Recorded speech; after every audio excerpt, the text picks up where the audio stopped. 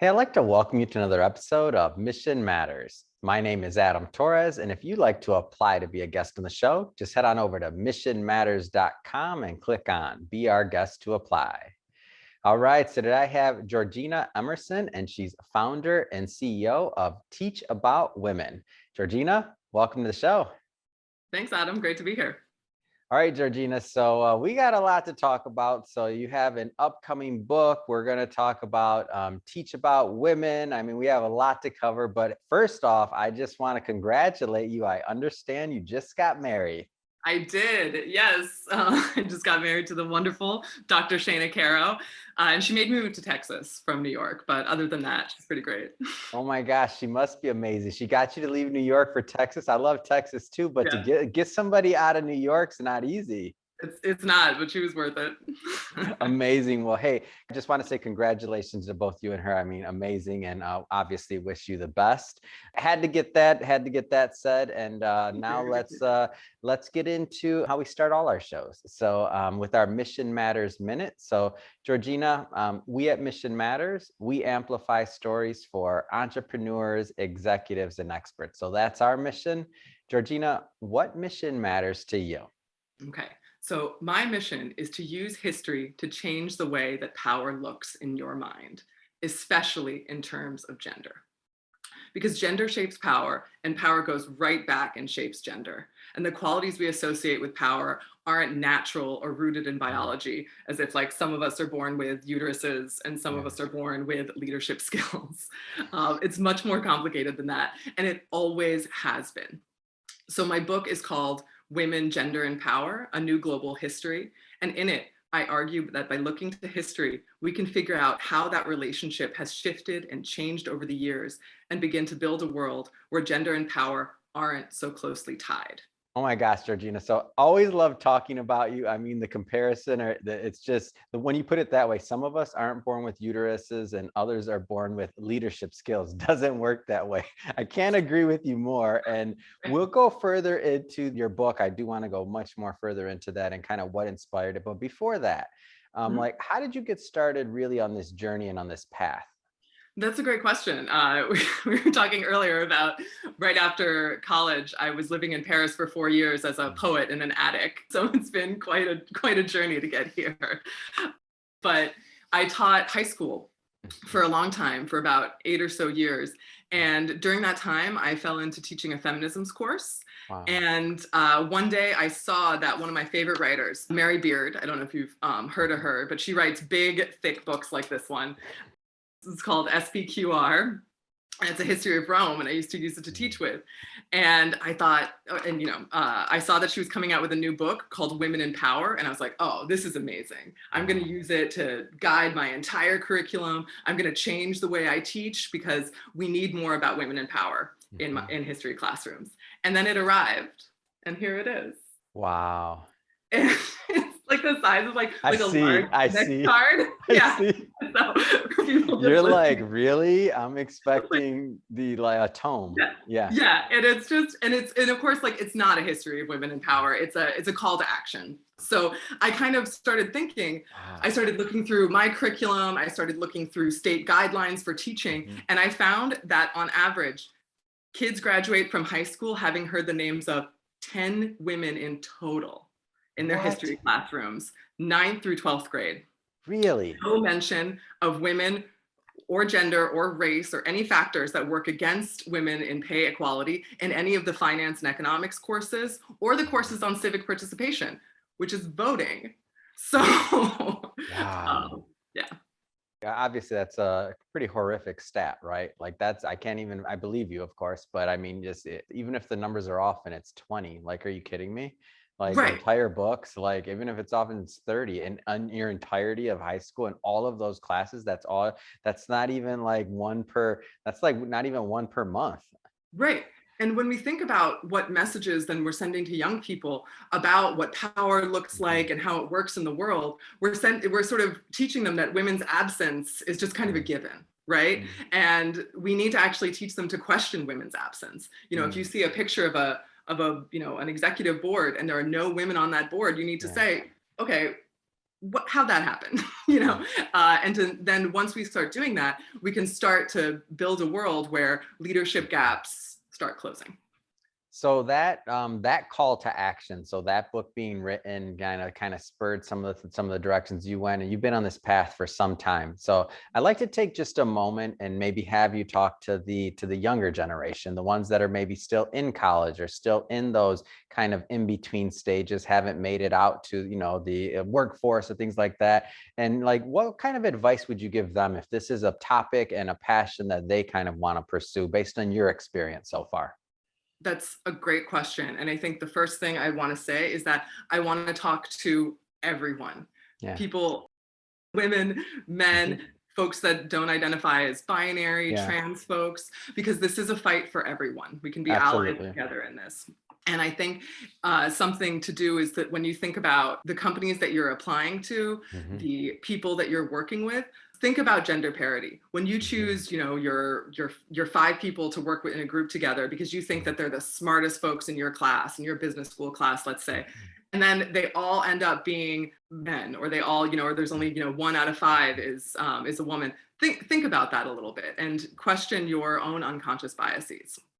And start to think about what would parity actually look like. Because we know, research has shown us that when men and women are both at the table, just as when a diverse backgrounds and races are represented at the table, the work is better. No, I get it. And I feel like this is, we're making some progress, and at least we're having the discussion. So that's a big part, because at once, like not too, recent future, we didn't even have the discussions, in my opinion, in schools or really anywhere. It definitely wasn't mainstream. Right, exactly. And actually a question I like to ask people is if they can look back on their own educational background. Do you remember any of the women who were mentioned in your history classes? Probably the first one be like a Cleopatra, maybe like Harriet Tubman, like probably the top 10. I probably remember the top 10. Yeah. And actually, it's not Harriet Tubman, but another famous Black woman is the #1 most mentioned woman in history curriculum in the United States. Rosa Parks. Rosa Parks. That is it. Yes. I'm from Detroit. Pardon? I'm from Detroit. You're from Detroit. Okay. So she's the one who's mentioned the most, and I think Eleanor Roosevelt might be the second. That was my other one that I was going to bring up too. She wrote the Universal Declaration of Human Rights. That's it's an enormous contribution to world history. So we should probably know her name. Yeah, absolutely. No, this is great. This is great. And I think this kind of tees up the book overall. So Woman, Gender, and Power is the title of the book. Tell us just a little bit more about, there's when you have an idea. So we know, many people have ideas, but to take that step. And I don't know this, by the way, but I see a lot of things hanging in the background. Some of that looks like it could be writing, as in you're working on the book. I don't know this. Okay, I don't want to be presumptuous. That could be other work, but I just know that when you go down the path of putting together a book, or when you, any book, I don't care the thickness or anything, but when you put your heart into something, you put your heart into a work or anything, like you're giving a piece of yourself. So that's not easy to do. Like what kind of tipped the scales to where you're like, okay, I have to do this? And I'm asking this question because I know there's also people that are listening that are like, they've always wanted to do a book, and they're like, and they're kind of hold back. Like, what helped you like tip the scales and be like, all right, I have to do this. I'm committing to this. Yeah, it's so interesting. I think one of the things when that book that I was expecting to come into the mail didn't come, I sort of thought to myself, like, there is a gap on the bookshelf that needs to be filled. There needs to be this book that is for general audiences. It's accessible, right? Because feminism and women's history is doing fine in academic circles. But there needs to be a book that's bringing that work from the universities out to a wider public. Because if anything shouldn't be, caught up in academia and so complicated that regular folks can't really understand it, it's gender equity and women's equality. Yeah. What are some of the, and I know there's many points, so I know that, but what are some of the things that you hope that your readers get out of this work? Oh, that's a great question. I know that's a big one, and I don't expect, there's only so much we can do in one interview, right? We could spend a whole lecture series on this, but I know that, but like, what are some of the things that like you hope that people walk away from? Sure. I hope that people walk away with strategies, actually, that when they read about, for instance, the fact that in England in 1300, all the people who brewed beers, brewers or brewsters, were women. And What? then and then by the time it got to 1600, none of them are women. All of them are men. And that's because brewing, with the invention of hops, this is like a little, the invention of hops became a better commercial product. You could travel farther with it. You Yeah. could have a bigger company. Guilds started opening up to support brewing and teach, sort of better recipes. Women were not allowed in the guilds. Women could not travel far very safely. They could not get access to capital. So as soon as brewing became a good business, women were cut out of it. Are you A kidding similar me? thing happened with the tech industry in the late 40s. Wow, unbelievable. Like I'm blown away. I can't wait to read this. Like all these stories and things, I like know how I'm can, smiling. I mean, it's bad news. like that's, well, no, I just mean like systematic. And so this is like, now when you think about history classes, when you think about things like this at various levels, like that's important. That's important to know. And then sometimes when people say like, we're fighting towards equality or this or that, or like there's all these assumptions sometimes that like that's just the way things evolved. What I think we rarely do is we look at like systematic issues, not just in like when I say not just in policy, I mean like I don't mean like at the legislative level and it's affecting the whole country. I mean something that's smaller like that. That was a decision that was made to basically control an industry and to systematically have one gender no longer participate, like period. Yeah, exactly. And so that didn't naturally evolve like that. It's like No, it's like it, that was taken, like that's a it, thing. it didn't. And when you learn about the European Renaissance and the Yeah. commercial revolution, you should be learning these things, because if we Mhm. don't understand them, we just keep repeating these errors. Wow, that's amazing. It's good and it's great content. Like, and it's things that when you think about things like that and you're reading it and you're just like, wow, like okay, now we have some empirical evidence. Now you're better equipped. Like I'm better equipped. I didn't know that story until Yeah, just now.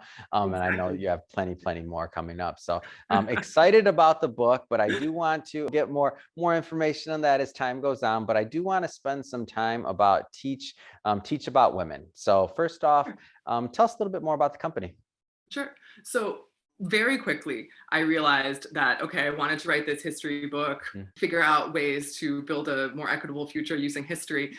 But I realized really quickly in talking to other people that it can't just be about history. It can't just be about the content we're teaching. It's Mm. also the ways that we're teaching. Uh, So for instance, uh, globally, 67% of girls self-select out of high-level math and science classes mm. before they are 15 years old. Wow. So it's happening really, really young. So we need to figure out not how to, change girls to be more accepting of the way math and science are Yeah. currently being taught, but rather we need to change the way that we teach math and science. Mm. So I spoke to a lot of really smart teachers. We're a team of 20 people now, and our Mm. mission is to make gender equity part of every aspect of school life, from curriculum to Mhm. hiring policies, to sports policies, which is Yeah. sometimes a kind of a low-hanging fruit. Mhm. And in that way we can really give students the skills and knowledge to close the gender leadership gap. What age is this for? The younger age groups or like give us a little bit more on that. Sure.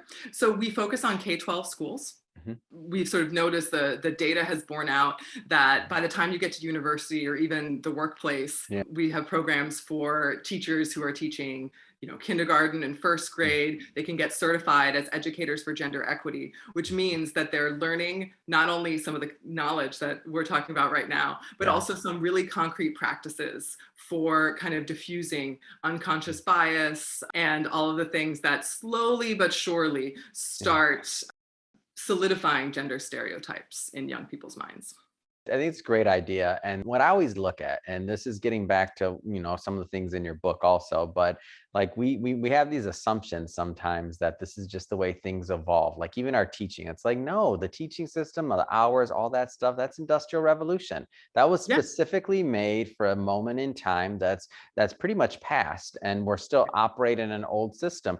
That was not that long ago. That system was invented and implemented for a specific reaction that I would argue argue, it achieved to a certain extent, right? We are successful in the country's growth. I'm not arguing whether or not, A lot more people all the can read people now. that participated did not benefit equally. And I'm not arguing it's the right way, but I'm just saying that it achieved some of what it was trying to accomplish. And now if it's time to move on to another system with new ideals and new values and with new expected outcomes, like it's okay.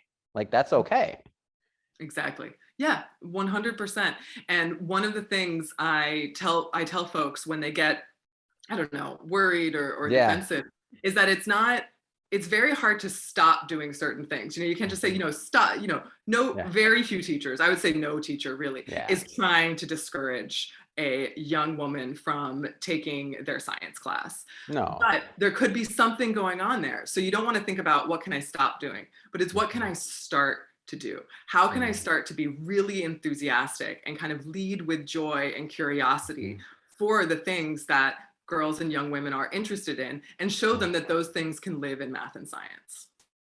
And to me, it goes back to some of those earlier things that you said too, though, is that you didn't say it's all intertwined, but it is. And the standpoint of like, when you said you look at that board and it's all, males, or it's all this, even just, if a woman or a little girl in this case and is still in school, is being introduced to other people in the field that were women and have made a significant, like that, just to even have that mindset of like, oh, I can do this too. Like those things, I mean, that's like, that can go a long way. So it's all intertwined in the way that we're doing it. So when people kind of get offensive or offended or kind of scared about it, it's like, no, I don't think anybody would argue, okay, we talk about Thomas Edison, so let's talk about the top women inventor. Like, I don't think anybody would argue that adding that would be like a bad thing, right? So, but adding that could make all the difference for inspiring another group of women entrepreneurs and inventors. Exactly. And we would have a more nuanced understanding about how people become inventors, right? That it doesn't just happen. Thomas Edison didn't just wake up one day and become an inventor. He was trained in a certain way. He had mentors. And once we understand his path to power and authority, we can open up those paths to more people. No, that's great. Can you tell me a little bit more about, just as you've gone through, because you're an educator, as you've gone through and as you've kind of been working with your group. So as you mentioned, I believe you said you're 20 right now. So as you're working with your group and you're kind of going through curriculums, or let's just say your ideal and your vision of what it would look, did you have any like pleasant surprises? Because I feel like when you work with lots of people that are all passionate and going the same thing, like new ideas come out, like new things come out. Like what kind of like pleasant surprises have you had? Oh, 100%. I mean, one of the best things I would say, and this is another message for young people. Yeah. If you have an idea and you think it really feeds off of your own strength, go find other people who also think that's a good idea and who are kind of on the same path as you, because you can't have all the good ideas. You can't have, my strengths are, such as they are, but they're not, across the board. And working with some people and seeing, for instance, one of the most important things in our certification program is it's an emotional and a community component that you can't just sort of tick the box on becoming somebody who supports gender equity. You actually need to build a community around supporting yourself in that. And to me, that sounded so much about what finally allowed me to keep exercising every day. Yeah. When you have people who support you, you can really build something much, much stronger. And I think that has been a wonderful surprise every time we meet and every time we gather and put ideas out there. That's great. And so what has been, so that's one side, of course, internally. What has been some of the feedback like externally that you've received? Like, has there been any kind of surprises there or any kind of like other things that you've seen so far? Oh, sure. I mean, most people think they ask themselves, they're like, wait a minute, that's true. I didn't hear any women's names in my history classes. And then they start wondering, they're like, what? Why on earth is that? What happened? And I think the fact that people have responded so positively to the mission and believe so much that teaching about women is going to be vital to building a more equitable future has been a wonderful surprise. I think that sometimes you think, I've got this great idea. Oh, no one's going to like it. But actually, this is something that really fits with our moment, because I think that almost anyone you talk to, and pretty much everyone I've spoken with, has said, of course, we want to do better by young people. Yeah. especially young women, but they just don't have the steps to do so. They're not exactly sure about that roadmap, and to be able to provide that has been really wonderful. Oh, I mean, that sounds great. And it sounds like you're building the community around it. And now I guess the next stage, or what you're also doing, is like the implementation side of things. So how do you, like, what's your vision for, and we know nothing happens overnight. That's a given, right? Especially when you're thinking about things like school systems, when you're thinking Got about my things index like, card vision back there. it just doesn't. And, but other things didn't happen that fast either, right? So that's just the way it is. Anything that it has to be tested, like the ideas have to be tested, things have to, gain traction. Like it's a process. We're humans, right? So it is what it is on that one. But like, what's your vision? Like, how do we start like implementing this, and how do we start kind of moving the needle on things? Sure. Well, we've started in New York City, in the tri-state area, mostly with private and charter schools. Mm. But our goal is to start moving into public schools really across the country. And Yeah. we hope that by 2026, and I always say by the time I turn, 2026, by the time I turn 40, we will have educated 1 million students to champion gender Wow. equity. That is our goal. And we're on our way. Mhm. Since July 1, I've been into 15 schools and impacted enough teachers that we've got about 5,000 students already just in the last month or so. So I think we'll make it. Wow, that's absolutely amazing. I think it's a great idea, and I just think that you have that multiplying effect, right? You educate those 1 million women, like some of those women are gonna be inspired to kind of carry the torch, and to contribute, and to keep doing, and to support the mission, of course, and what you're overall doing. So I think it's amazing. Thank How do you. people get involved? So like, how do people get involved with Teach About Women, on from all different levels, whether it's administrative, whether it's contributing, like how do people get involved? Yeah, that's a great question. So you can go to our website, teachaboutwomen.org, where we have free programs for parents, Mhm. teachers, and students. They can participate in our first ever Women's History Walkathon, which will be this Wow. spring in Central Park. We're going to visit all of the statues of What? different notable men and talk about some notable women who could have also been represented in those statues, and then end on the first ever statue of 3 women, which is now in Central Park, which is huge. So that's some way that people can get involved. And we'd really like folks of all ages to do Yeah. that. The reason we're doing a walkathon is because we think it's something that you can bring your kids to, and you can Mhm. bring your grandma to. So you can knit hats for it, do anything like that.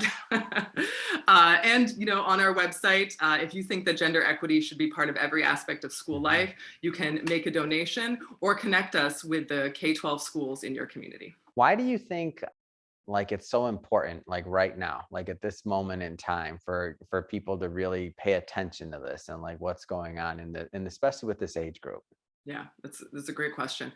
So looking back at history, there are these tipping point moments, these what I Mhm. call moments of reckoning, Yeah. when sort of the lines of power get redrawn, and women can either be included in that or Mhm. actively excluded. So for instance, the year 200, before the year 200, women were active leaders in Christian churches. Wow. Afterwards, no more, zero. Wow. So the Apostle Paul was writing to women who were running their own churches, but after the Mhm. year 200, that became forbidden. So we are at, I believe, one of those gender reckoning moments. Mhm. We have a female vice president, a biracial woman of color. That is a victory, but then it comes with these confusing contradictions. The COVID-19 crisis pushed 3 million women out of the workforce. Wow. So we need to figure out, what is it that we're going to do right now to make sure that roads are not closed to women, that power Mhm. is not used against women, but rather roads are opened up and women are given the tools and the agency to use power and gain authority for themselves. Man, it's amazing. It's good. And this story in your book too, like I need this book already. Like I need to be, no, I want to be educated, and I don't know like the resources like this. And I'm just being Sure. upfront. Like I don't Um, know. Like some of us that want to be educated and want to be involved, we need your book. Yeah, it's kind of funny. When I was looking for it, I figured somebody must have written this, and the fact is, there isn't really a good up to Mhm. date one, and one that's Yes. really accessible and makes the story really compelling. compelling, because it is a compelling story. And I think that's something that I'm really proud to be a part of and to use my skills for. Is your writing style kind of approachable, kind of like you talk, or like how would is it going to be really, is it going to be really academic? Like, because I just, not to put you on the spot there, but I'm like, what level are you taking me back in school? Because if you're taking me to PhD level, I didn't get that one. No. Read this, okay? I didn't get that far either. I don't have a PhD. No, it's funny. So one of the index cards up there has the 3 main words that I always try to keep in mind when I write a chapter. And they are story, place, and emotion. Because these things not only kind of activate our kind of human need to hear stories, but they also help you remember things better. They're all memory devices that folks use. So what I try to do is write in a way that feels accessible and memorable to really almost anybody. Oh, that's amazing. Love it. First off, this has been great. I just have to ask the question. So what's next? I mean, you got a lot on your plate. You got a lot going on. Like, what's next for you? What's next for the mission? It's a great question. Well, after we sign off, I guess I have to do my writing every day, 500 words. No, but seriously, we're coming out with some pilot programs for US and global history. So we're going to get those into 5 schools by the end of January. And we're going to start piloting our certification program to certify educators for gender equity to get into about 25 schools by the end of the year. Oh, that's amazing. This is great. I look forward to continuing to watch the progress. And man, I got to see if I can get permission to come to New York.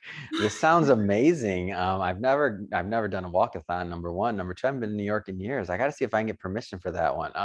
So I might be in on this one. This sounds Who are you exciting. asking permission from? The other co-founder. They don't let me leave the studio. Oh. Like my team. You think I get to like run my own life? No, I get to go to the camera and ask questions. I was going to say, just blink and we'll rescue you. Thank you. Classic. So that being said, Georgina, first off, I knew this would be fun. It's been great. I learned a lot. I hope my audience did as well. I'm sure they did. If somebody is looking to connect and they want to learn more about Teach About Women or about the upcoming book or just follow your journey in general, I mean, what's the best way for people to do that? Great question. So they can follow me on social media at Teach About Women. Or visit our website, teachaboutwomen.org, where we have a ton of free programs for students, parents, and teachers. And they can get involved in our walkathon, our Women's History Walkathon, happening this spring in Central Park. And if they believe that gender equity should be part of every aspect of school life, they can make a donation or connect us with the schools in their communities. Oh, that's amazing. Well, just want to say again, Georgina, thank you for coming on the show. This has been a lot of fun. And to the audience, as always, thank you for tuning in. Hope you got a lot out of this, especially if you're a first-time listener. Don't forget, hit that subscribe button. We definitely want you to come back and be a return listener. We have many more mission-based entrepreneurs, executives, and experts coming on. We don't want you to miss a thing. And Georgina, again, it really has been a pleasure.